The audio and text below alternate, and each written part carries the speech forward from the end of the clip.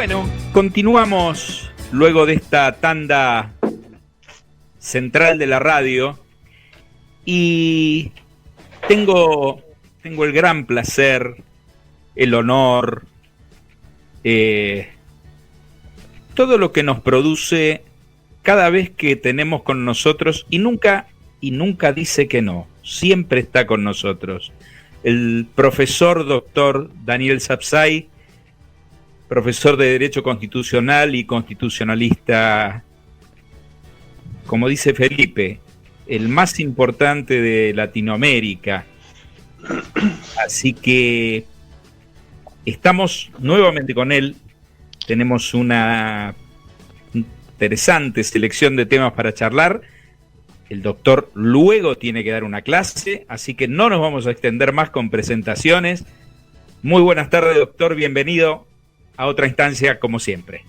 Un placer estar con ustedes, me siento en mi casa y además siempre son tan elogiosos que ya exageran. De ninguna manera soy el más grande constitucionalista de América Latina, lo tomo simplemente como un halago.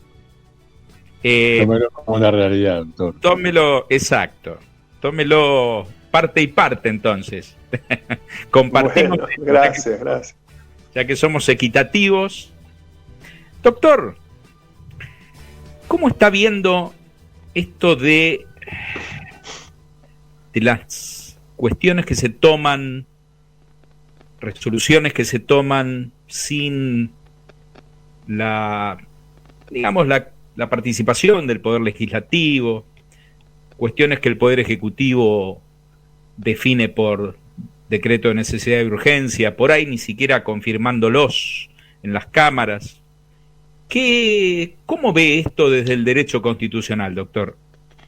Con muchísima preocupación, porque usted sabe que en un Estado de Derecho la división de poderes es un elemento imprescindible, no puede estar ausente.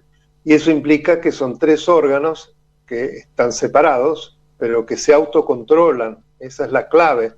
Cuando existen interferencias o cuando uno de los órganos invade la órbita del otro, y se producen serias repercusiones sobre el ejercicio de nuestros derechos, sobre el goce de los mismos, que necesariamente van a estar perturbados. La emergencia evidentemente es un hecho excepcional, pero no es un hecho que debe estar fuera del Estado de Derecho. Por el contrario, desde el mismo Estado de Derecho, en las constituciones del mundo, hay previsiones para las situaciones de emergencia que se ven a su vez completadas por lo que establecen tratados internacionales de derechos humanos, que claramente determinan cuándo se puede llegar a algún tipo de suspensión de derechos, en qué grado pueden serlo, cuándo no son razonables, y muchas otras especificaciones que aclaran sobre precisamente la anomalía que implica una emergencia si esto es aprovechado por uno de los poderes del Estado para acaparar prácticamente la suma del poder público, que lamentablemente es lo que en gran medida estamos viendo en la Argentina, y que claro, para quien trabaja, estudia, analiza el derecho constitucional es muy preocupante. Claramente es así, y como nosotros teníamos esas mismas preocupaciones, siendo legos, realmente se lo quería preguntar. Voy a un punto concreto. Estos DNU, que muchos de ellos no están convalidados en las cámaras, en el Congreso de la Nación, ¿tienen validez constitucional? Mire, usted sabe que cuando se incorpora la temática de los decretos de necesidad y urgencia en la Constitución, que fue producto de la reforma del 94, se lo hizo para restringir la utilización de este instituto por parte del Poder Ejecutivo, no para precisamente facilitarlo. ¿Por qué? Porque el principio general, que está enunciado en la primera parte, la primera frase del inciso tercero del artículo 99, dice que está prohibido para el presidente, bajo pena de nulidad absoluta e insanable, el dictado de disposiciones de contenido legislativo. O sea, que todo, por lo tanto, debe ser interpretado con un sentido enormemente restringido. En caso de duda sobre si se puede o no, no hay duda que no se puede. Solo se habilita esta posibilidad excepcional cuando circunstancias excepcionales precisamente impiden el funcionamiento normal previsto en esta Constitución para la sanción de las leyes. Es decir, cuando el Congreso no puede reunirse. Imagínense que eso ocurre poquísimas veces. Sí, no sería el caso, digamos. No sería el caso, salvo cuando se dicta, sí, los dos primeros, el 260 y el 297. Efectivamente fue un hecho súbito, la pandemia, declarada además por la OMS, que se veía corroborada por los horrores que nos venían desde Europa, sobre todo de países europeos. Por lo tanto, se necesitaba el dictado de una medida rápida, con un Congreso que no estaba reunido ni podía, con la velocidad del Ejecutivo, hacerlo. Así que allí fue una de las pocas situaciones en las cuales había una habilitación para que el Ejecutivo actuase. Era un hecho que se superponía a su voluntad, no surgía de su decisión para precisamente sumar más poder. Luego, ya estamos en más de 50. Yo les diría que todos los demás son inconstitucionales, algunos de manera flagrante. Ahora, yendo a su pregunta, ¿qué pasa con aquellos que no han sido convalidados? Lamentablemente el sistema de control que se dio por vía legal, porque la Constitución así lo dice, como en la reforma, la Convención Constituyente no se pusieron de acuerdo, simplemente delegaron en el Congreso la elaboración de una ley que debía reglamentar la Comisión Bicameral de Fiscalización y los efectos de la misma. Pues bien, esto tardó hasta el 2006. Imagínense, 12 años sin comisión bicameral, sin ningún tipo de control. Igual la Corte Suprema durante esos 12 años reconoció la validez de los decretos de necesidad de urgencia que habían sido dictados por decenas durante esos 12 años. Pero en el 2006 la ley 26.122 es realmente de una inconstitucionalidad manifiesta, porque lejos de establecer un sistema de control, establece como un colador, un sistema para que no se controle nada. Y rápidamente le explico cuáles son las tres grandes inconstitucionalidades. La primera, que desde que se dicta el decreto ya tiene fuerza y vigor de ley, así lo dice la Constitución. Por lo tanto, mientras nada se le interponga, ya es ley.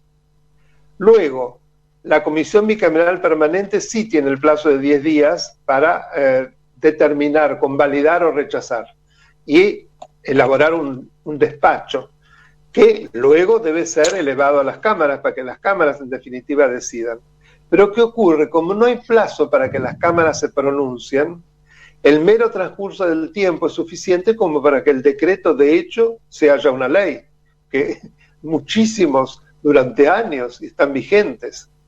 Y todavía hay una tercera anomalía, que es que esa ley considera, determina, establece, que con que una sola cámara convalide al decreto ley es suficiente para que definitivamente se convierta en una ley. Así que imagínense que está todo hecho para que no se controle. Y de hecho, usted habrá visto que cuando el Senado se reúne por primera vez, que lo hace precisamente para tratamiento de una cantidad de decretos de necesidad de urgencia, salen como por un tubo, porque tiene mayoría. Y con esa sola Cámara fue suficiente para convertirlos en leyes. Con lo cual...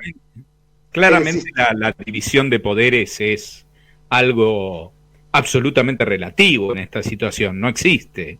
Totalmente, no existe. Pero lo que pasa es que no hay en el sistema dispositivos aptos para impedir que estos abusos se establezcan y que el Ejecutivo continúe legislando, porque eso es lo que ocurre. En los hechos hay leyes que son de origen legislativo y otras de origen ejecutivo, aunque parezca una aberración. Claramente.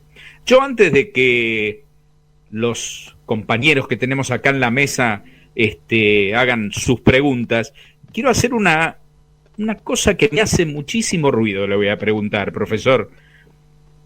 Los municipios, algunos municipios, algunas provincias, algunas, digamos, zonas que claramente no tienen que ver con el ámbito nacional, u organismos que no tienen que ver con el ámbito nacional, producen, por ejemplo, cortes para circular inclusive camiones con mercadería, ¿no? Algunas cosas que son ridículas porque por ahí no puede circular elementos que son de imperiosa necesidad para bueno, mantenernos todos los que estamos en nuestras casas cuidándonos de esta enfermedad.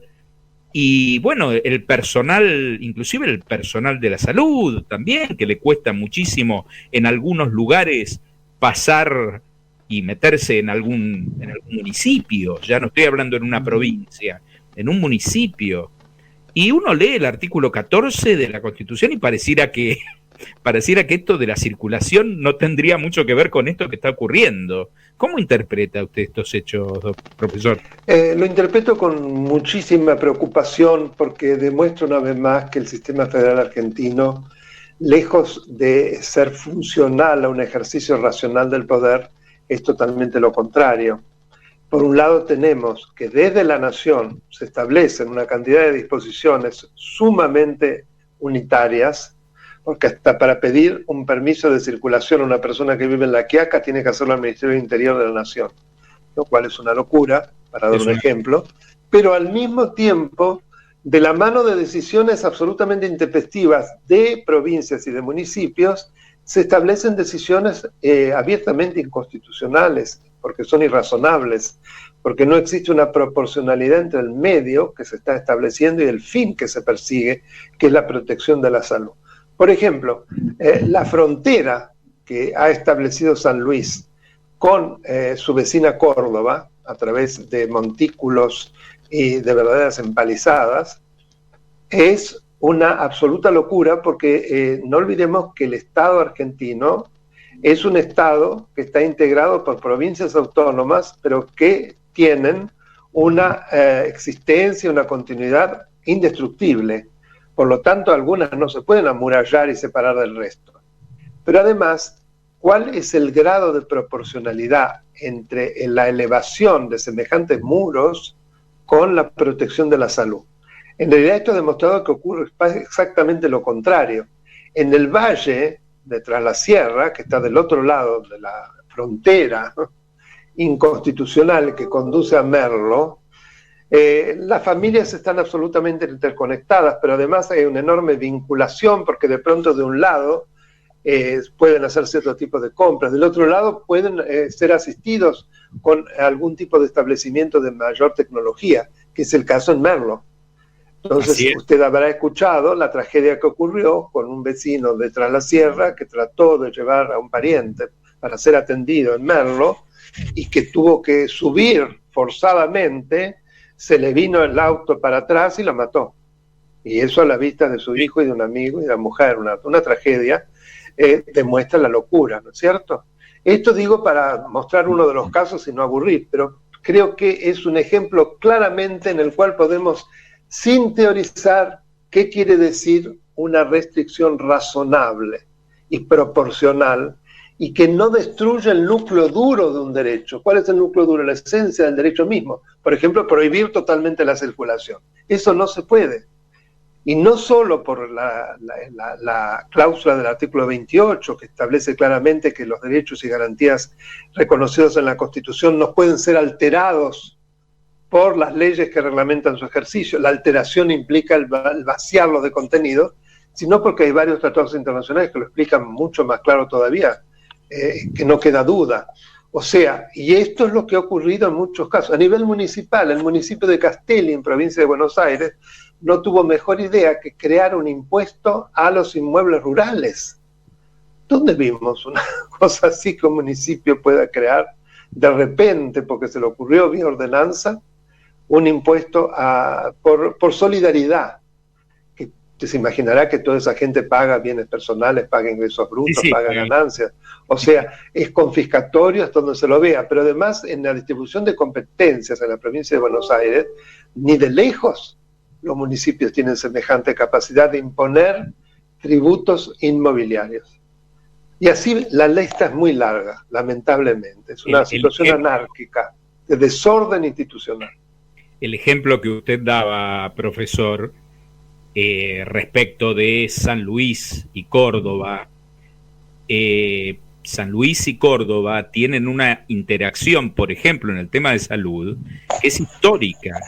Claro. San Luis, cuando hace una derivación por máxima complejidad, los pacientes van a Córdoba, no se derivan a Buenos Aires, se derivan a Córdoba. Hay una interrelación absoluta de hace muchísimos años. Por eso hace un federalismo de concertación. Claro, y es una cosa ridícula realmente las cosas que hemos visto. Perdón, si a nuestros amigos de la mesa tienen algo que preguntarle.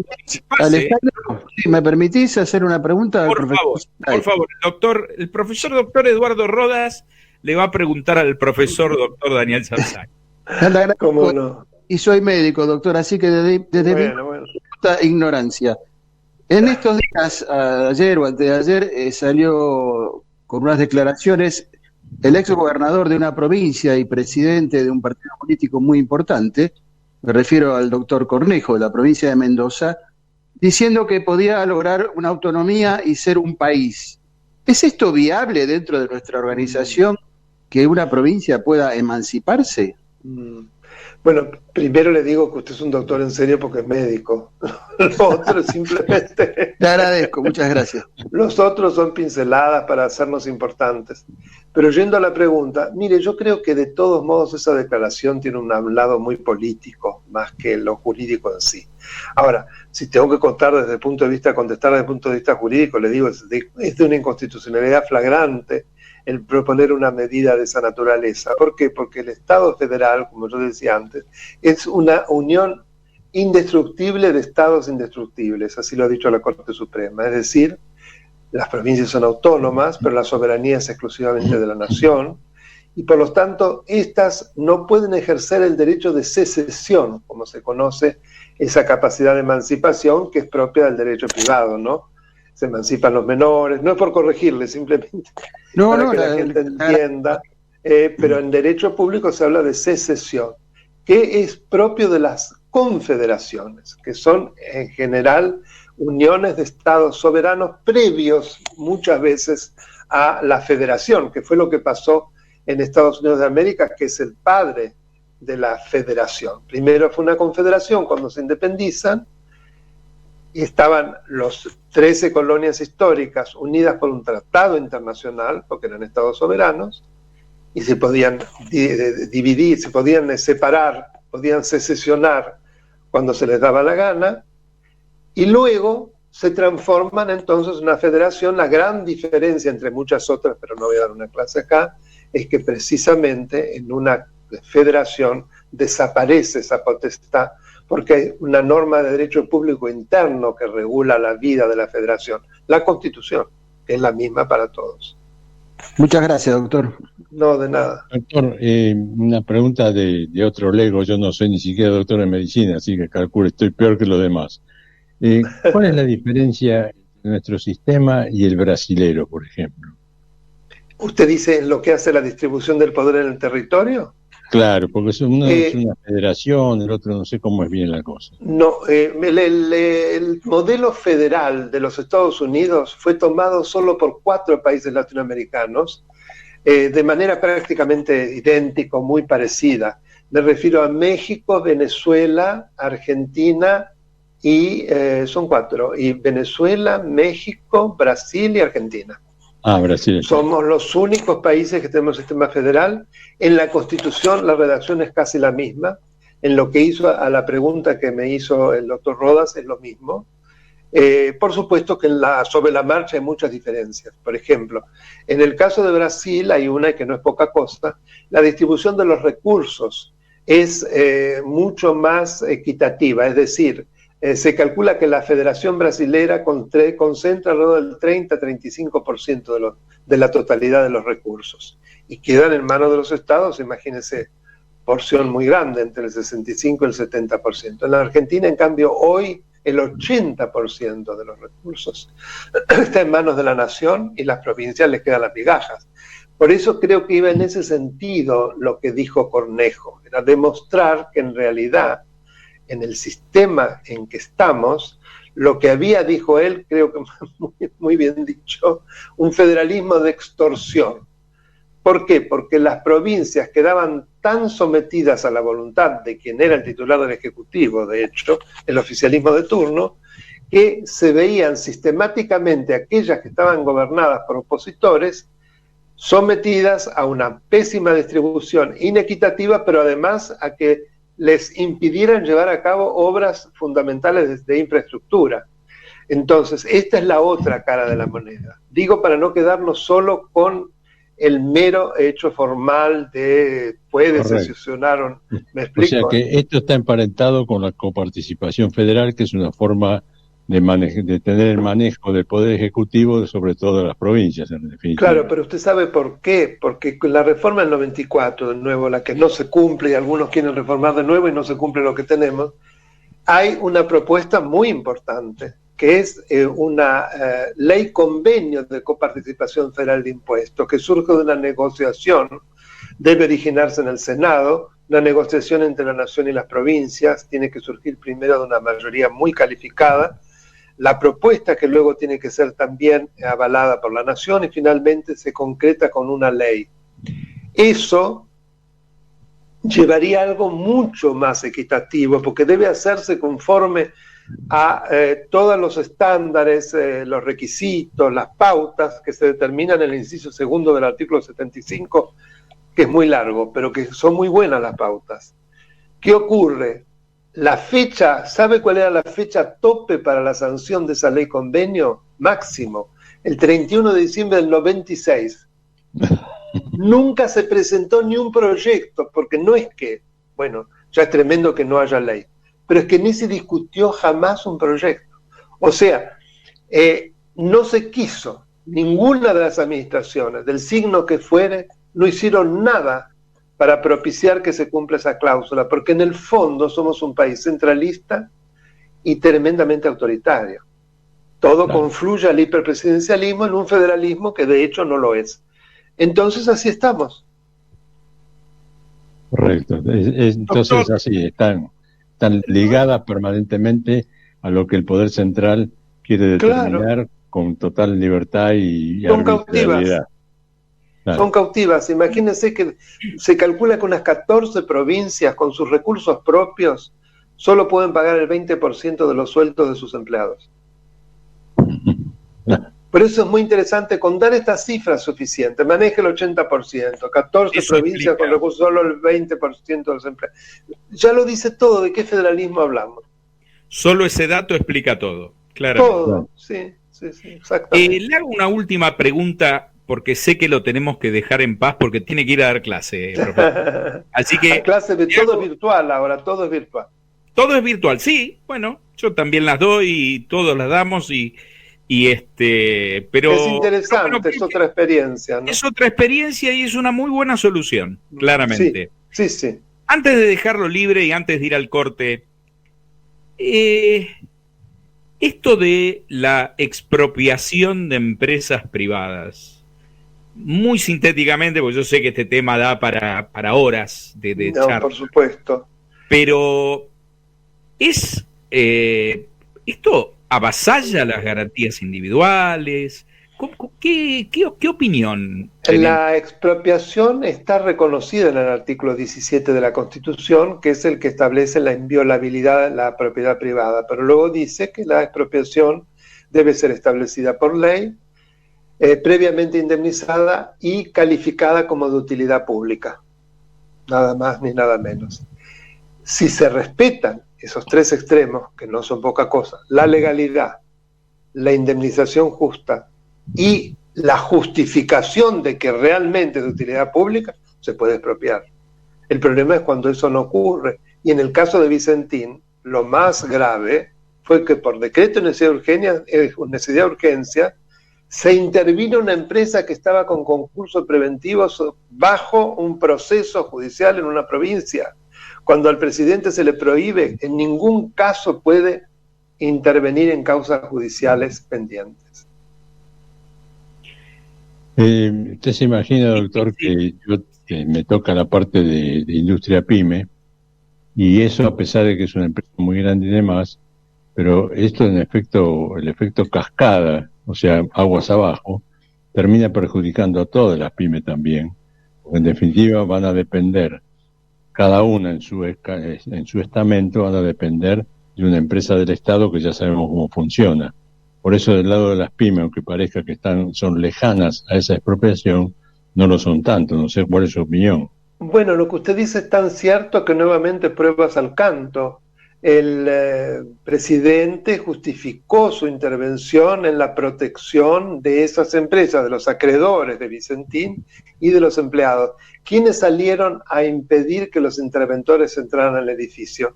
Los acreedores y los empleados. Está todo dicho. Bueno, Creo que, sí, porque a veces no, para que no parezca que unas interpretaciones y que es subjetivo, no, son hechos, como claro, los números que diga, esos son indiscutibles. Entonces, pero además de eso, yo le diría que un daño tal vez mayor. ¿Usted sabe la cantidad de inversiones que han quedado paralizadas a raíz de esta intentona inconstitucional, esta bravuconada del presidente? Por supuesto. Por supuesto, por el tiempo y por la desconfianza que genera. Claro, ¿y cuántas empresas están yendo? Usted lo sabe mejor que yo. Es impresionante. Se van a Brasil, se van a Uruguay. Sí, a Paraguay. A Paraguay, pero en Uruguay me decían, con las facilidades que está dando el actual presidente, que ya hay más de 100.000 pedidos de erradicación de argentinos, que por supuesto llevan capital porque tienen que hacerlo. O sea, es trágico lo que nos está, es una sangría tremenda. Claramente intentan radicarse donde hay seguridad jurídica. Jurídica, sí. Y sí, Estado de Derecho sólido. Exactamente. Profesor, le agradecemos infinitamente, como siempre nos acompaña, siempre está con nosotros, con la claridad también de siempre, y realmente le agradecemos muchísimo y lo dejamos que vaya a dar clase. Le puedo pedir, si no se enojan, que haga un pequeño aviso, pero como es un aviso de algo gratuito, yo he creado hace un par de meses un canal de YouTube institucional. Es decir, yo subo videos donde explico en breve, entre 5 y 10 minutos, los grandes aspectos del Estado de Derecho, o hago la crónica de una situación, por ejemplo el caso Vicentín también está explicado en uno de ellos, de modo de tratar de difundir las grandes características del Estado de Derecho, para qué sirve, cómo se organiza el Estado, y por supuesto que lo hago gratuitamente y que invito a sus escuchas a que se suscriban, que es gratuito. ¿Cómo nos suscribimos? Es un trabajo que hago conjuntamente con mi hijo, que es el que sabe del tema, él es el que lo gestiona, él es el que lo armó. Y además, como es un excelente músico, es un guitarrista clásico, en muchos de ellos el fondo es de guitarra clásica. Ah, qué bueno. Impresionante. Qué bueno. ¿Cómo nos conectamos, doctor? ¿Cómo lo buscamos y nos conectamos? Es muy sencillo. Muchas gracias por la pregunta, que yo lo había omitido. El canal se llama Daniel Alberto Sapsay. Directamente, Daniel Alberto Sapsay en YouTube, y lo lleva directo al canal. Perfecto. Muy fácil. Vamos a dejar el mensaje final para nuestro conductor habitual, el doctor Felipe Abad. Un honor. Muchas gracias. Como siempre, agradecerle al doctor Sapsay la amplia amabilidad. Ya vamos a poner en todas nuestras redes el canal de YouTube, y lo vamos a poner en NotiRedes, en nuestro portal, y no puedo nada agregar a todo lo que han charlado en el día de hoy. Como decía recién el doctor Vilches, Daniel, gracias por tu amabilidad de siempre. Gracias a ustedes además por difundir, y les pido una última cosa, me encantaría tener la grabación de este programa, porque también en el canal hay muchas entrevistas que las selecciona mi hijo cuando se tratan temas institucionales, como en este caso. Así que sería muy lindo poder subirla al canal. Si ustedes me mandan la grabación y si están de acuerdo, me encantaría poder subirla. ¿Cómo no? Es un honor para nosotros, Daniel. Nos honor para claramente. En el día. Espero entonces que la producción me la mande. Te la hacemos llegar en el día. Muchísimas gracias. A ustedes. Gracias. Adiós. Buenas tardes. Gracias, buenas tardes. Buena clase, profesor. Gracias. Gracias. Sé que preguntar a los alumnos después. Vamos a una pequeña tanda y volvemos enseguida.